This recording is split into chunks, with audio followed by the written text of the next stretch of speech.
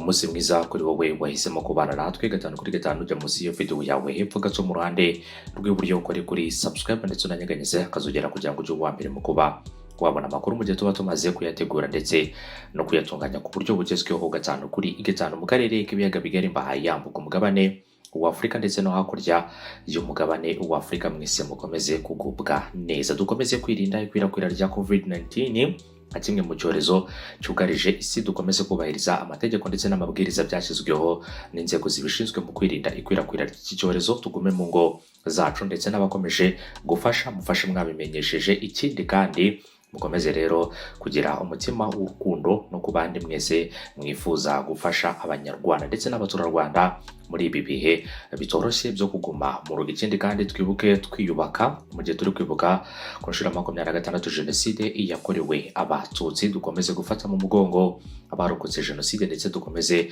no kubahumuriza muri ibi bihe bikomeye byo kwibuka ku nshuro 26.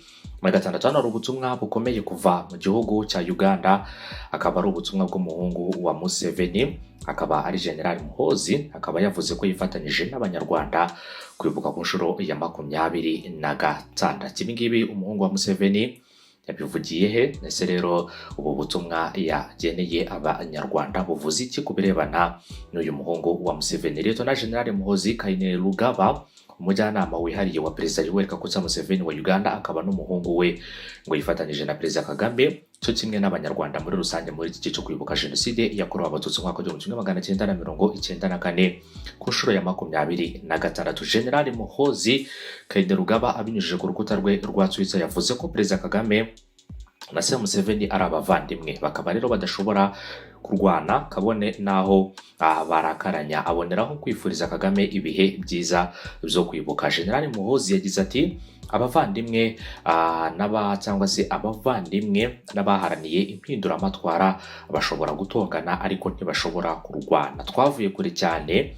Nifurije nyakubahwa General Kagame n'abanyarwanda umuhango wiyubashye wo kwibuka ku birebana n'ibi bihe turimo byo kwibuka mu nshuro ya 26. Yakomeje agira ati rero ubu butumwa bwari buherekeje amafoto ya Perezida Kagame ari kumwe na Yoweri Museveni mu bihe bitandukanye. General Muhozi ikindi kandi akaba yatangaje ibi ngibi nyuma y'igihe gishize u Rwanda na Uganda badacana uwaka kubera ibibazo bitandukanye ibihugu byombi bifitanye hagati y'u Rwanda n'igihugu cya Uganda. U Rwanda rukaba rwumvikana rushyira mu majwi Uganda ruyishinja gufasha imitwe igambiriye kuruhungabanyiriza umutekano ndetse no gushimutsa abaturage warwo, bikozwe n'urwego rw'ubutasi bwa gisirikare bwa kiriya gihugu cya Uganda ariryo CMI. Uganda yo ishinja u Rwanda gufunga imipaka rugamije gukumira ubucuruzi bwayo ndetse no gukora ubukangurambaga bugamije kuyisebya yo n'abategetsi ba General Muhozi amaze igihe yotsa igitutu cyangwa se amaze igihe yotswa igitutu n'abadashyigikiye ubutegetsi bwa Uganda kubera ubutumwa bushimangira cyangwa se ubutumwa bushimagiza ubutegetsi bwa se amaze igihe kandi anyuza kuri Twitter. Gusa rero ubufata mu mugongo abanyarwanda bwatumye ashimwa n'abatari bake hariya mu gihugu cya Uganda. Nuko nguko rero ibintu bijya bigenda rimwe na rimwe, cyane cyane rero kuri bamwe mu bagaragaza ko nubwo rero hari impamvu zishobora kubaho ko abantu bashobora kuba bakora ibitandukanye cyangwa se bagatekereza ibitandukanye, ariko nta kabuza rero umubano w'abantu baba baragiranye cyangwa se ibyo abantu baba batekereza byinshi bitandukanye. Nyamara rero burya haba hari n'ibindi byiza umuntu atarenza ingoyi abantu baba baraciyemo, ariko rero nanone bagakomeza gufatanyiriza hamwe mu rugendo rwabo rwa buri munsi. Ubu butumwa rero bukaba bwamaze gushimwa n'abatari bake hariya mu gihugu cya Uganda, cyane cyane bashima uyu muhungu wa Yoweri Museveni, akaba rero umujyanama wihariye wa Perezida Yoweri Museveni, akaba hari Leta General Muhozi Kainerugaba kuva hariya mu gihugu cya Uganda. Uganda n'igihugu cy'u Rwanda bakaba bari bamaze iminsi bari kureba uburyo bashobora gukemura ibibazo bafitanye, ndetse ikindi kandi bakarebera hamwe umuti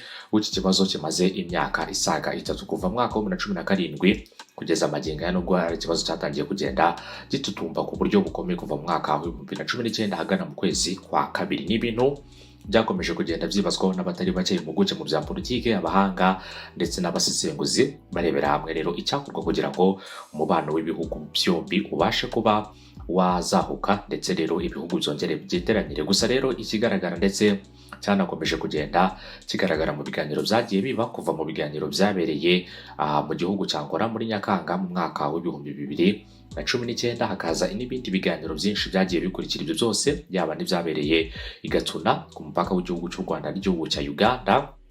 Ibyo byose rero bikaba bigaragaza ubushake buhari bwo gushaka gukemura ibibazo ariko binyuze mu bakuru b'ibihugu byombi, akaba aribo bagiye baganira. Uganda ubwo mu nama iheruka yabereye i Gatuna, ari inama yarangiraga hemejwe ibisa naho Uganda ihawe umwanya ni igihe kingana n'ukwezi n'iminsi 15 nubwo twaje kugera ikibazo gikomeye cyo guhura n'ibi bihe, akaba rero ari ibihe birebana na COVID-19, akaba ari icyorezo cyugarije isi yose. Gusa Uganda mu gihe cy'ukwezi n'iminsi 15 yari yahawe cyari igihe cyo gusuzuma no kurebera hamwe imitwe yitwaje intwaro ishaka guhungabanya umutekano w'igihugu cy'u Rwanda ikorera mu gihugu cya Uganda. Hanyuma rero bagatanga raporo niba iyo mitwe ihari Uganda ikayirukana ku butaka bwayo, niba nta nihari kandi bakagaragaza ko iyo mitwe ntayihari. Hanyuma akanama gashinzwe rero kwiga ku bibazo by'amasezerano yashyiriweho umukono i Rwanda muri Angola bakajya gusuzuma ndetse bakanarebera hamwe niba ibyatangajwe ari ukuri. Hanyuma hakazabaho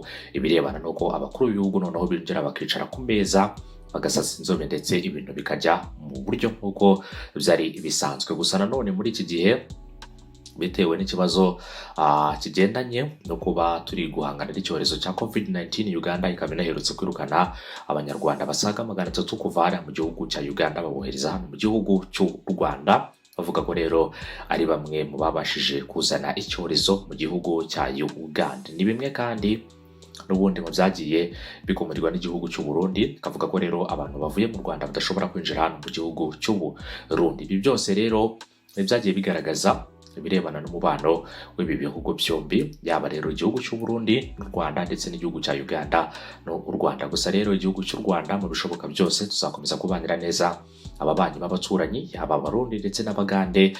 Ikindi kandi tuzakomeza guhahirana, tunakomeze gufatanya mu bindi bikorwa byinshi bigiye bitandukanye. Nta mpamvu yo kuba rero twarema urwango hagati yacu, nta n'impamvu n'imwe ihari ishoboka yatuma abantu rero tugirana amakimbirane cyangwa se twagirana ibibazo. Twese turi abantu, isi twayisanzemo kandi iyi si n'ubundi tugomba kuzayisiga tukayivamo. Niyo mpamvu rero tugomba gukora ibishoboka byose hari ikibazo cyangwa se ahagaragara ikibazo icyo ari cyo cyose tukagishakira umuti mu buryo ubwo ari bwo bwose, ariko hatabayeho uburyo bushoboka ko rero bwaba ari uburyo butari bwiza kandi buganisha ku mahoro. Reka rero twifurize abaturanyi kuva mu gihugu cya Uganda kugira ibihe byiza, ndetse munakomeze namwe kwirinda munahangane n'icyorezo cya COVID-19, mukomeze kwirinda ikwirakwira ry'iki cyorezo aho muherereye hariya mu gihugu cya Uganda. Mu makuru rero berutse gukurura kuva mu gihugu cya Uganda mu minsi ishize, nuko perezida w'iki gihugu yavuze ko ibirebana no kwirinda ikwirakwira ry'iki cyorezo mu gihe hariho ingamba zo gushyiraho metero imwe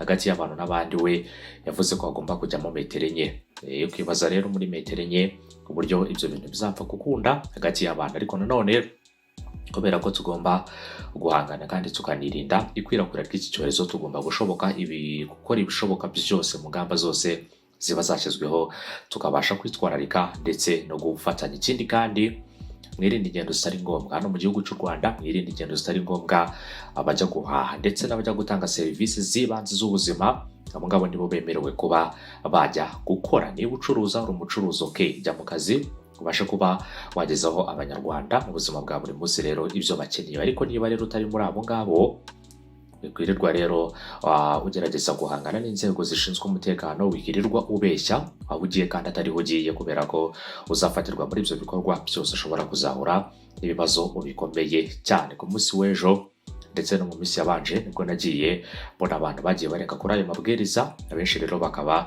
barimo barafatwa rero nk'uko inzego zibishinzwe zakomeje kugenda zibitangaza, zikabashyira ahantu hamwe kuva mu gitondo kugera nimugoroba, kugira ngo rero wumve uburemere bwo kuba waguma iwawe ndetse unumve uburyo kuguma iwawe ari kimwe mu bishobora kugufasha. Niba rero utabikozwa cyangwa se ukaba wumva ko bisa kureba, yakabuza rero ushobora kuba wahura n'ikibazo gikomeye cyane. Ariko rero ni gahunda ireba buri muntu uwo ari we wese, sintekereza ko bavuze ngo genda nushake wandure. Abenshi muri mwebwe sintekereza ko hari uwakwifuza kuba yagenda, kuko kwandura nanone ikintu gikomeye kandi gishobora kuba cyashyira ubuzima bwawe mu kaga mu gihe waba udacunze neza. Ariko rero mu gihe twaba dufatanyije kandi dushyize hamwe tukirinda ibyo byose ndetse twanirinda ikwirakwira ry'iki cyorezo, nta kabuza rero tugomba kuba twabaho ikindi kandi tukabaho neza, ikindi kandi nanone tugakomeza kugira ubuzima bwiza dufatanyije twese nk'abanyarwanda ndetse n'abandi bose batandukanye ku migabane igize isi, aho iki cyorezo kimaze kugenda kibasira abatari bake. Ndabashimiye cyane, umunsi mwiza n'ibihe byiza, mukomeze kunogerwa na gahunda zacu kandi mukomeze kugira ibihe byiza kuri mwese. Bye bye, inkuru zacu nakagaruka.